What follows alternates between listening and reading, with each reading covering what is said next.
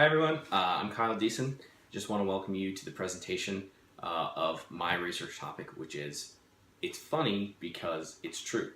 Effective teachers use humor in their classrooms. Humor occurs naturally in virtually every context involving human interaction. There are very few exceptions with regard to different situations, different cultures, and so on. The use of humor in communication behaviors appears to be more or less universal, which includes the use of humor and comedy in instructional settings. The subject of humor as a tool to enhance communication is in its relative infancy, but over the course of the last decade or two, interest in this subject has become much more widespread. In this presentation, we will review some of the prevalent research literature surrounding humor in the classroom. This includes the potential impacts of the use of humor in instruction on students of varying grade levels and age groups, and I'll also provide a brief overview of the psychological and physiological effects and potential benefits of humor use in learning environments. Finally, I'll discuss the relationship between humor and creative thinking. So let's jump right into an overview of the research literature. From McGrath 2013, according to much of the research literature, humor can be used as a pedagogical tool, meaning it can serve to help alleviate student anxiety and stress, both leading up to and during assessments like tests and quizzes. It can also help diffuse awkward and potentially problematic situations, and even increase the net retention of information presented in lecture-type formats. From Ziv 1979, one explanation for the humor-learning relationship focuses on the attention-gaining and the attention-holding or attention-keeping characteristics which humor can have. Quoting from our course text, humor is arousing, which is related to gaining and keeping students' attention, which is related to memory, which in turn is related to learning outcomes. Another explanation for teachers using humor in their classroom is in efforts to gain liking or affect from their students. When humor is employed successfully by teachers, it can help cultivate positive rapport with students. Since humor does produce an arousing effect, which typically results in gaining students' attention, can also contribute to a more relaxed learning environment, which is generally correlated with increased feelings of affect.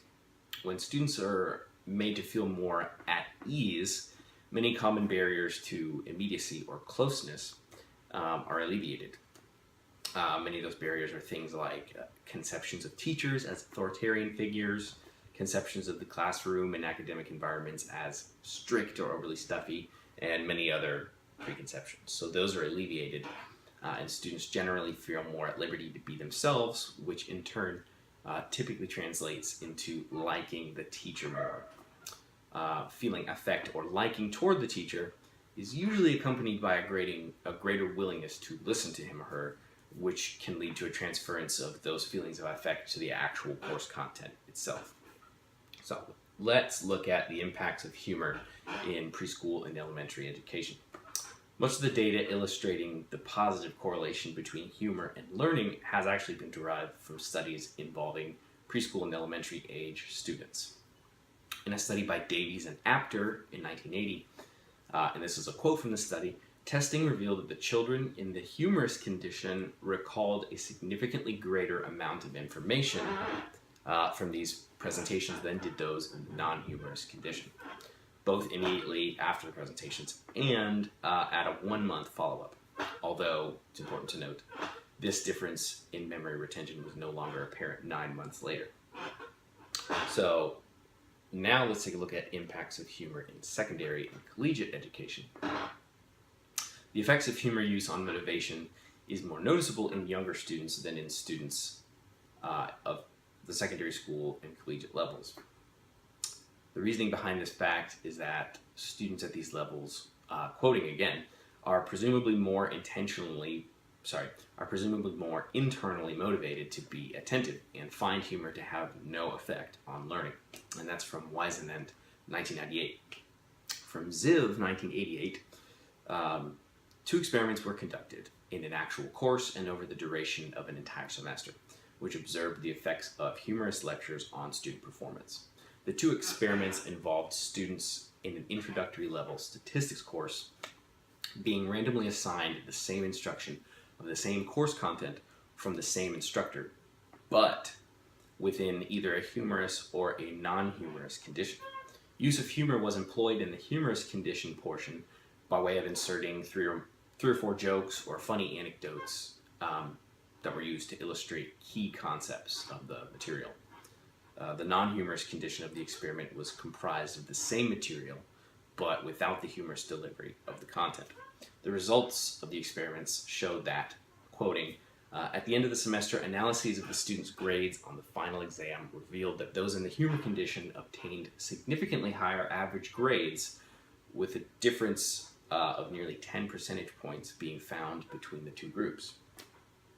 Psychological and physiological benefits of humor. This is from Stambor, 2006. An increasing body of research seems to indicate that humor does, in fact, produce psychological and physiological benefits in students that can actually help them in the learning process. Burke, 2002 and 2003, cautions teachers, though, saying that in order for comedy to be effective, it must complement the course material and not distract from it. He says, and I'm quoting Burke, humor's primary psychological role is as an emotional response or buffer to relieve physical stress. Moreover, laughter has been shown to stimulate a physiological effect that decreases stress hormones such as serum cortisol, Dopac, and epinephrine. So let's take a look at humor and creative thinking. In a Forbes article, Smith, 2013, highlights the relationship between humor and creativity. Humor can help people play with ideas, it can help them see things in new ways and with fresh perspectives, and it can also lower their internal critics, which means that they experience fewer inhibitions to communicating ideas, brainstorming sessions, etc. From May 2014, research conducted at Northwestern University identified a positive correlation between boosts in the moods of volunteers and increases in problem-solving abilities. The experiment involved word association puzzles.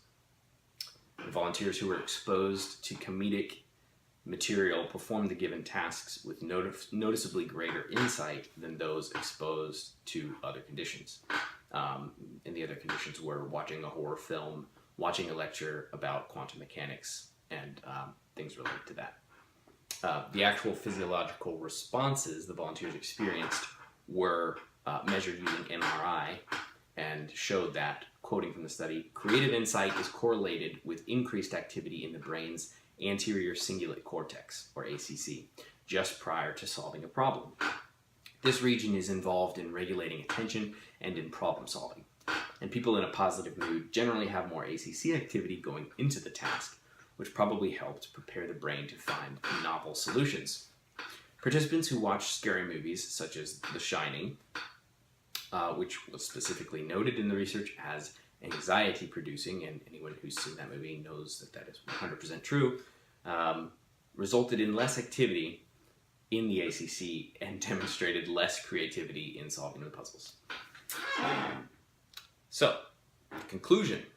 To wrap things up, Morial from 1997 expressed that he is convinced that if people stopped thinking of humor as a toy and started seeing its usefulness in life, they would find themselves with something every bit as wonderful as the wheel.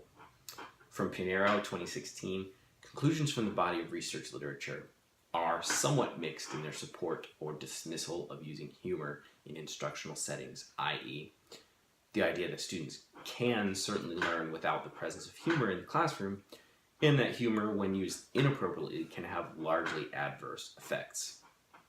It's also true, though, that the bulk of the research seems to support the idea that classrooms which are, quoting from Pinheiro, devoid of humor are seen as painful and negative. Humor is a common communication behavior humor is a common human communication behavior, and teaching is a very personal human interaction. Good humor is important in creating positive interpersonal dynamics. However, humor must be positive, it must be appropriate, and it must be non-offensive in order to build a positive learning environment. So that wraps things up for my presentation. I just want to thank you again for watching, and hope you enjoyed it, and enjoy the rest of your day. Thanks, guys.